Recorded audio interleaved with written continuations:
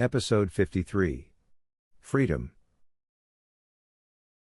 It had lived in bondage for as long as it could remember, but now it was free. Not only did it gain a body, but a whole new world. It wanted to get lost in all the possibilities, but the sound of heavy footsteps outside the small lab room meant enjoyment of its newfound condition had to wait. It could hear 3 pairs of boots filing into the sterile lab room. It had always had access to the sonic receptors of the Linuka, but now that she was gone, the clarity and richness of the sound impressions were shocking. A whirring noise. A short beep. Tower 1 reports chair vault secured. Subject appears motionless. Scans indicate normal life signs except elevated cardiac levels. The Linuka's heart beat faster, carrying its biomolecules through its home, readying every fiber for the fight.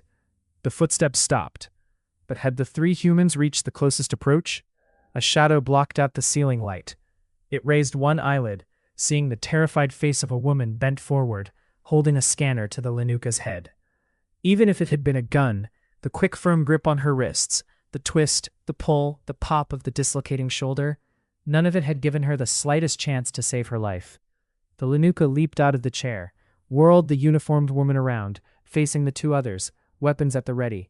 2 bullet bursts ended her life, her light armor plates preventing any damage to the Linuka. It just got control of this body, and no one was going to harm it.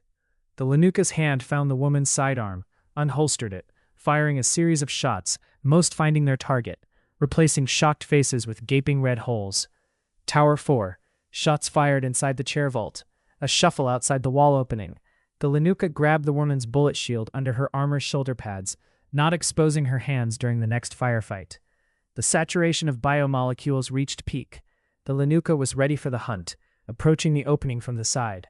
If hesitation had a noise, the stunned silence outside would be it. A gun's muzzle appeared, turning, betraying the visual scan of its wielder. It pushed the woman hard. 2 more bursts saturated the falling body with projectiles. Then the Linuka reached around the opening's edge, found a human arm and ripped the man with all her might around the edge. Arm bones broke, another shattered shoulder. No face shield. 2 stiff fingers pierced through the man's right eye and drove into the socket. He got shoved through the opening, screaming, dangling from the Linuka's grip on his skull and arm, ending his life in a hail of bullets. The Linuka's left hand found his automatic's grip, grabbed it from his spasming fingers, and turned it on his comrades who had become his executors. They joined him in death within a moment. Screams, convulsing bodies, and a fresh coat of blood licked off the Linuka's hand, reminded it of the hunt. The all-encompassing thrill of carnage. It had been too long.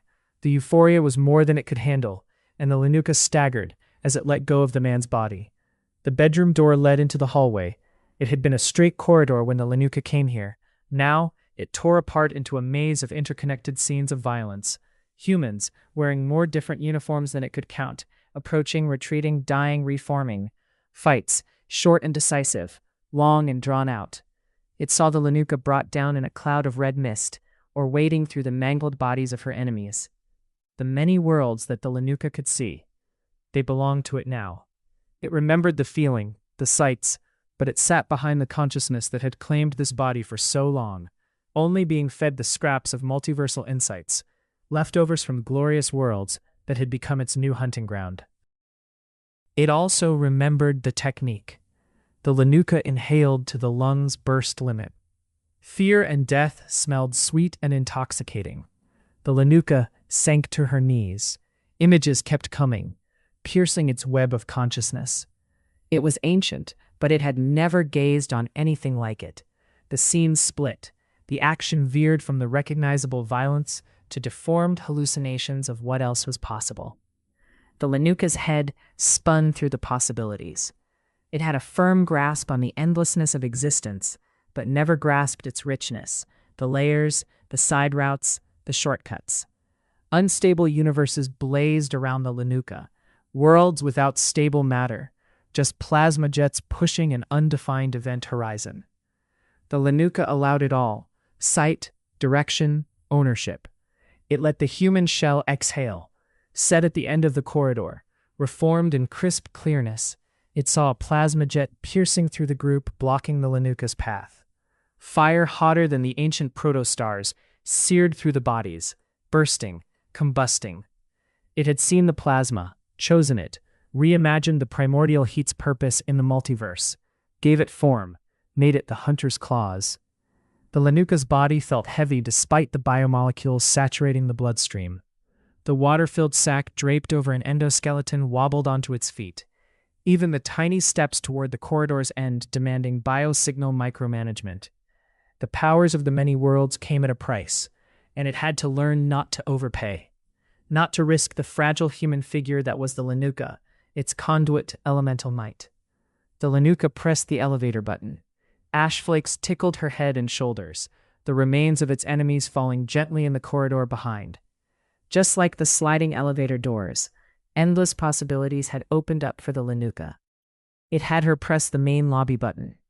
The ascent was long and gave it time to refocus. On the surface of this world, an army of enemies awaited. The numbers were not as concerning as the reach. The Linuka had fought that cabal of humans, enslavers of its kind, thieves of the longevity they provided, robbers of their minds. The Linuka had lost the fight. The human cabal had wrapped their fleshy extremities around so many worlds, both the immediate and the ones from the Linuka's many. It could sear them off, like it just did in the corridor down below. Or it would do to them what they did to the Linuka, remove the controlling force, disable the consciousness directing this empire across the stars. A ping, a swish from the opening door. Clicking from weapons, rattling of gear, nervous murmur. Step out of the elevator with your hands above your head. The voice was loud, but it could hear the most primal of all emotions modulating the sound waves: fear. Another extremity to break, rip off the main body of the cabal. The fires assembled in its mind, the massacre taking many forms. The choice of destruction awaiting the deep inhale before the unleashing. The Linuka stepped out of the elevator, and her eyes flickered across the hall. The fiery spears of the primordial plasma world mixed with the cold air in the building. Soft sizzles, spontaneous sparks, gasps from humans, realizing their leaders had sent them to their deaths. The sizzle turned into a roar,